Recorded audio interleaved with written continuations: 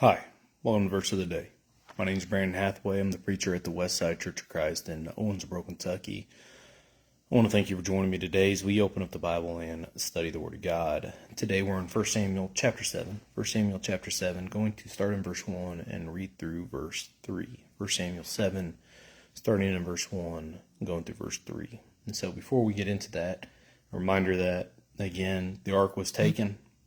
The ark has now been received. And as the ark has been received back, it's been, because we're about to read about sitting in the same place, and Israel is wanting to do better, right? And so they are pleading out to God. And so read with me. 1 Samuel 7, verse 1. It says, "And the men of Kiriath Jearim came and took the ark of the Lord, and brought it into the house of Abinadab on the hill, and consecrated Eleazar his son to keep the ark of the Lord. From the day the ark remained at Kiriath Jearim, the time was long, for it was 20 years, and all the house of Israel lamented after the Lord. Then Samuel spoke to all the house of Israel, saying, If you return to the Lord with all your heart, remove the foreign gods, and the Ashereth from among you, and direct your hearts to the Lord, and serve him alone, and he will deliver you from the hand of the Philistines." So the sons of Israel removed the Baals and the Ashereth, and served the Lord alone. It comes down to, I say, a pretty simple point. Simple point for then, simple point for now, that we have to serve God and serve God alone. That we cannot put anything above God, cannot go against his commands, must keep his word, be faithful in our service, have faith, and continue in his grace, right? Continue in his way. And that's all they had to do. They had to remove the false gods. They had to serve God and God alone. Serve God with all their heart, soul, and mind. You know, they lamented lamented to the Lord.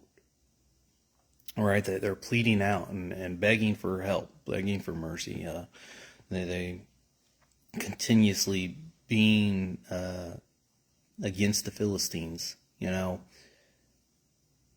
But when they give themselves over to God, you read the remaining of this chapter, and of course, as we continue throughout the book of Samuel, when they are serving God and God is on their side, they are victorious against the Philistines. They are able to conquer over them. Here in this chapter, it brings out again, they were able to drive them back. A border was laid, and they didn't come past that border. They're in the days of Samuel. It's just, when God is on your side, who can be against us? If the Lord is for you, who can be against you? No one is greater than God. No one is greater than the Lord. And so we must continue in our service to him. And so it's just, again, a sign of that, and put away the idols of this world. You know, again, whatever that may be. Maybe it's alcohol. Maybe it's, you know, stuff on your phone, stuff on the TV. Maybe it's lying. Whatever it may be. If it's going before God, causing you to sin, causing you to do things that come against the commands of God, causing you not to serve your family as you ought to, then we have to put those things aside and put God first. I want to thank you for joining me. Hope everybody has a blessed day today, and if the Lord is willing, I'll talk to you later.